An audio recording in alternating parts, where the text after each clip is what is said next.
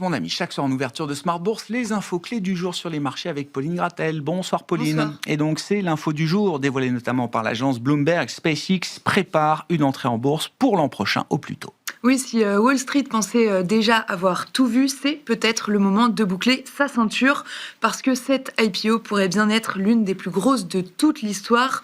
Objectif, lever 30 milliards de dollars pour une valorisation de 1500 milliards de dollars afin de financer les ambitions gigantesques d'Elon Musk, centre de données dans l'espace, déploiement de Starlink et même envoyer des gens sur Mars. Si SpaceX se lance en bourse, ses actions pourront peut-être aussi défier les lois de la gravité. Avant d'aller sur Mars, restons dans les airs déjà avec cette question, Pauline. Qui remportera cette année la course des commandes d'avions ? C'est un peu le marronnier entre Airbus et Boeing, les deux rivaux de ce domaine. Le directeur général d'Airbus, Guillaume Faury, a admis aujourd'hui sur France Inter que Boeing allait probablement remporter la course aux commandes cette année pour la première fois depuis 6 ans.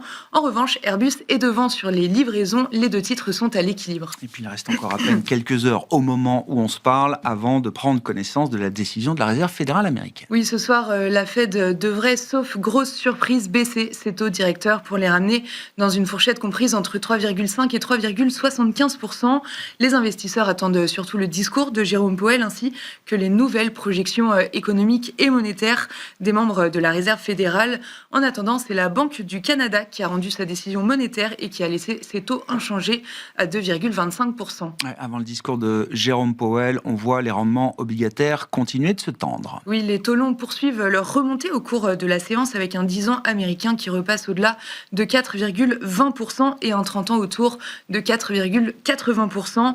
En Europe, les taux remontent aussi avec un 10 ans allemand qui se tend à 2,90% et un rendement à 2 ans qui se tend aussi en Allemagne autour de 2,20%. Sur le marché des changes, le dollar est stable et l'euro-dollar se traite autour de 1,1630. Enfin, à noter du côté des métaux précieux que l'argent est au plus haut, au-delà de 60 $. Quelle tendance observe-t-on sur les marchés actions, Pauline ? Le Stoxx 600 et l'Eurostoxx 50 sont à l'équilibre en Europe.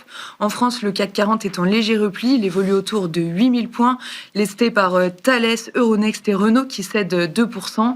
Aux États-Unis, les indices restent sans tendance marquée dans les premiers échanges à Wall Street. Un mot du programme de demain sur les marchés, Pauline. Les investisseurs arbitreront donc demain les projections économiques de la Fed. Toujours dans le segment politique monétaire, ils prendront connaissance demain de la décision de la Banque nationale suisse. Et aux États-Unis, on regardera la balance commerciale du mois de septembre.